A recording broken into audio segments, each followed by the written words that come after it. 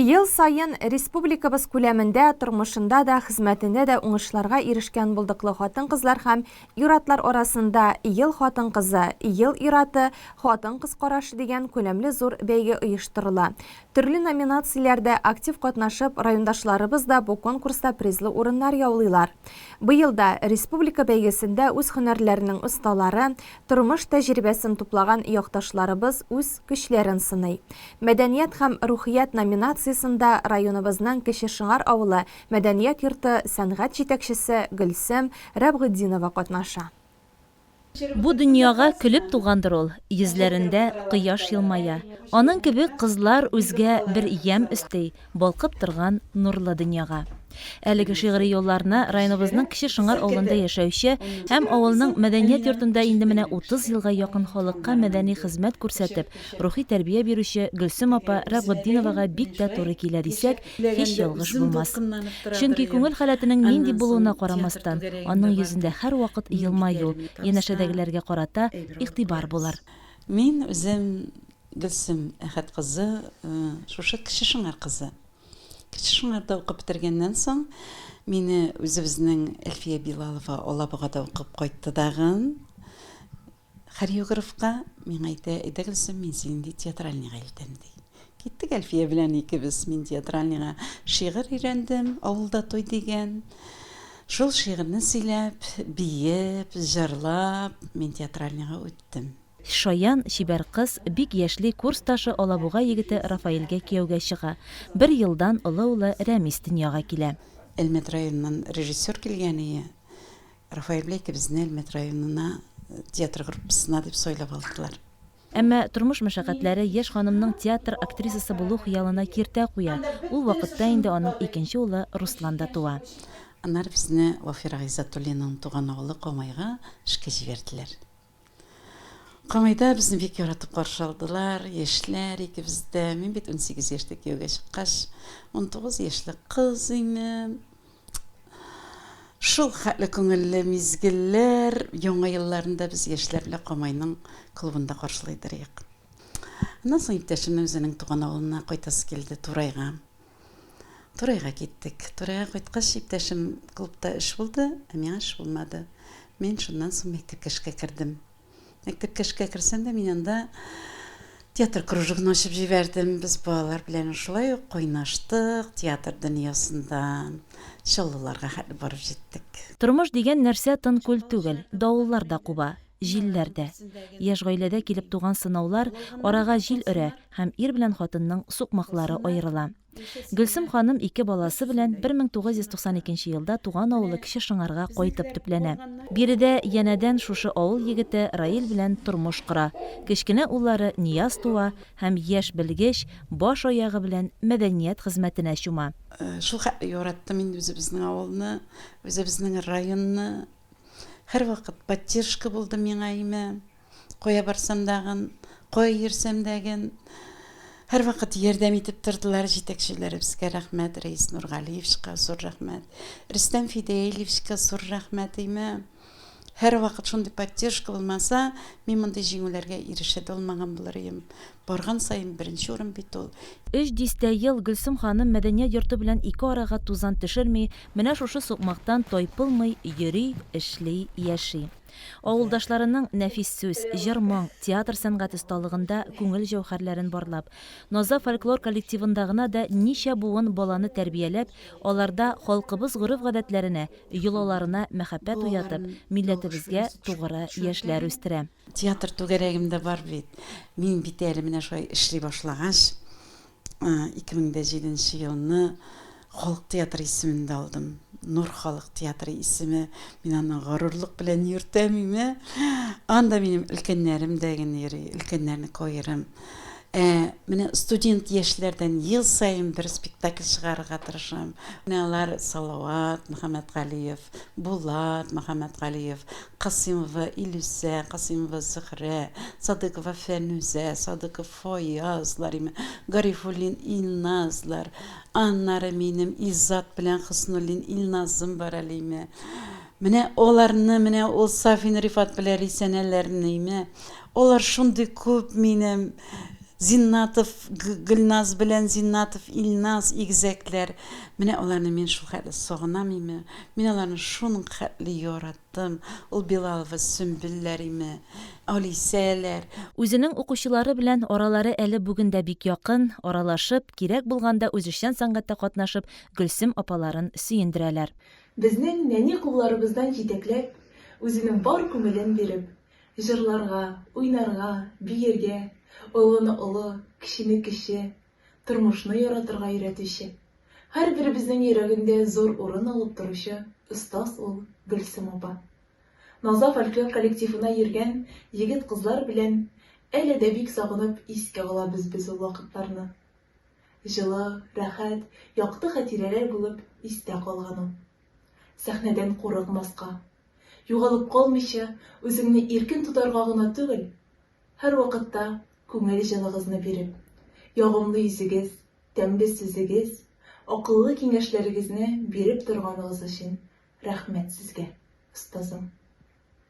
Гөлсем хатынга бик зур рәхмәт әйтәсе килә сәнгатьне яратырга, һәрбер нечкәлекләрен күрергә өйрәткәне өчен, һәрберебезнең сәләтен күреп, аны үстерергә, тагы да иҗатны яратырга өйрәткәне өчен бик зур рәхмәт әйтәбез аңа. Һәм алдагы тормышында да аңа уңышлар телибез. Безнең мәктәптә укыган һәр укучыга Гөлсем апа йогынты ясамыйча калмагандыр мөгаен. Беренче сыйныфтан башлап ул безне шигырьләр сөйләргә, сәхнәдә үз-үзеңне тотарга, матур сөйләм күнекмәләрен өйрәтте. Инде 5-6 сыйныфларда без, бәләкәй генә егет-кызлар, Гөлсем апаның Наза фольклор коллективына бик теләп йөри башладык. Төрле дәрәҗәләргә, зур уңышларга ирештек. Ул гына да түгел, бездә, бәләкәй генә егет-кызларда ул татар халкының йолалары, гореф-гадәтләренә карата зур кызыксыну уята алды. Әле бүгенге көндә дә без Гөлсем апа белән һәр вакыт аралашып торабыз. Егетләр, кызлар, әйдәгез берәр спектакль куймыйбызмы дип ул безне һәр вакыт чакырып тора, һәр вакыт безне җыеп тора, һәм без моның өчен аңа бик рәхмәтле. Иң башта балаларны җәлеп итер өчен, әйдәгез мәктәп уйнап алабыз. Каш-кашлы да уйныйбыз име, әбәкле дә уйныйбыз, нинди уен калмый. Аннары балалар эсрәк ял иткәч, мин үземнең эшемне эшли башлыйдырам инде. Мин Гөлсем апаның Наза түгәрәгенә килдем. Ә сез? Мин дә килдем. Гөлсем апа усал килә. Эй, ярар инде. Бер кычкырып ала да бетте ул. Әйдә уйныйбыз. Әйдә.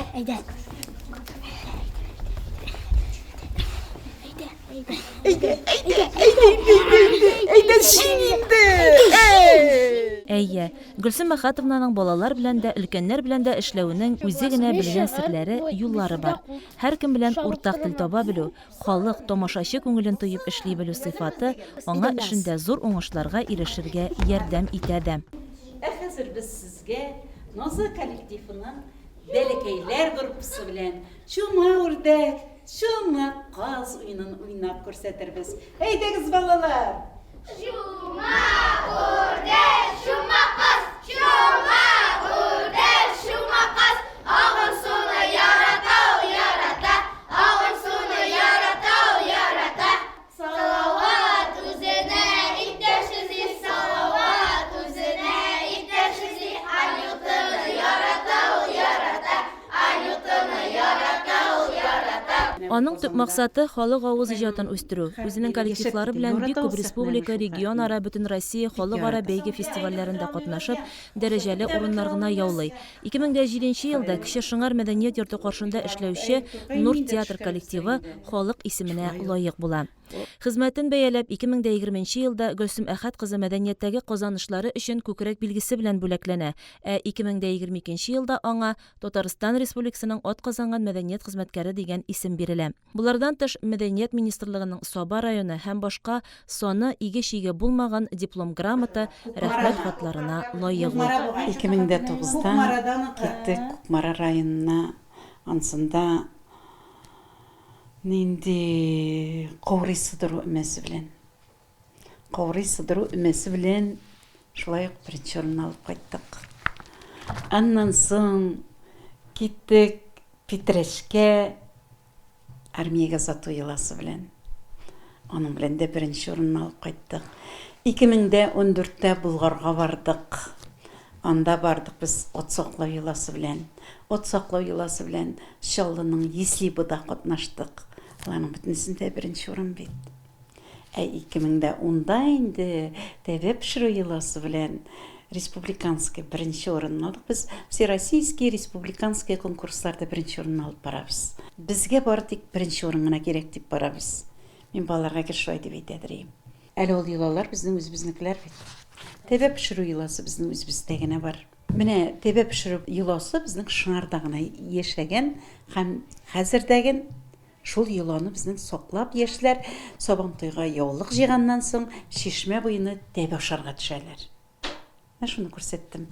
Аннан соң кичке уенны безнең еш вакытта уйнап үскән уеннар бит инде. Нозалар, түгәрәкләр, шума үрдәк, шума казлар. Менә аларның бөтенесен мин балаларга өйрәтәм. Мин бигрәк тә Туфан абый Миннуллинның әсәрләрен куярга яратам инде. Анда шул хәтле тормыш җан итеп язылган бит. Менә әле бу соңгы елларда гына көлъяулыгын куйдык. Искиткеч. Шул хәтле матур булды. Шул хәтле ошады, кеше дә күп катнаша инде. Аннары Илдар Юзиевның Гашыйклар тавын куйдым мин ничә мәртәбә. Яшьлегендәге хыялын Гөлсем ханым үзе җитәкләгән театр коллективы спектакльләрендә катнашып тормышка ашыра. Миргазиян Юнусның язылмаган законнарында, Рәдиф Сәгъдинең сынган беләзегендә аның халык күңеленә кергән үз рольләре бар. Хезмәттәшләре арасында да абруйы зур. Гөлсем инде ул балаларны бик ярата. Үзенең фольклор коллективлары бар, балалар белән. Һәм инде халык исемен йөртә торган Нур халык театры бар. Безнең мәдәният йортында эшләп килә күп еллардан бирле. Гөлсем Әхәтовна үз эшенә бик җаваплы карый. Балаларны бик ярата. Төрледән төрле сценарийлар белән дә эшли. Сәхнәдә балалар белән эшләргә бик ярата. Бик күп төрле конкурсларга йөрделәр. Һәм инде алар конкурсларда нәтиҗәле уңышларга ирештеләр. Аның инде шул яңын уңай дип бәяләр идем мин, ул балаларны бик ярата. Аларны аңлый белә. Алар белән бик оста итеп, акыллы итеп эшли. Балаларны һәр вакыт үз янында туплап тота белә ул. Алар белән бик матур уңышларга, нәтиҗәләргә ирешә һәр вакыт. Гөлсем ханымның уңышлары артында гаиләсенең дә тырышлыгы ята. Уллары, тормыш иптәше Раилгә бик рәхмәтле ул. Кызганыч, гомер иткән ире генә 2016 елда авырып вафат була. Бер улы Теләчедә, икенчесе Кукмарада яши. Олы улы Рәмисе бүгенге көндә махсус хәрби операциядә. Гастрольләрдә йөргәндә ул эш малайлары минем терәкләрем булдылар инде. Эшесендәге мин армия сафларын азаттым, эшесендә каршы алдым, эшесендә туйлар ясадым. Оныкларым да бар, Аллаһка шөкер, 3 оныгым бар. Улы оныгыма 14 яшь, икенчесенә яшь ярым, менә өченчесе җәйгә булырга тора. Алла висалла теләсә. Ничек бәхетле түгел дип әйтә алам мин үземне.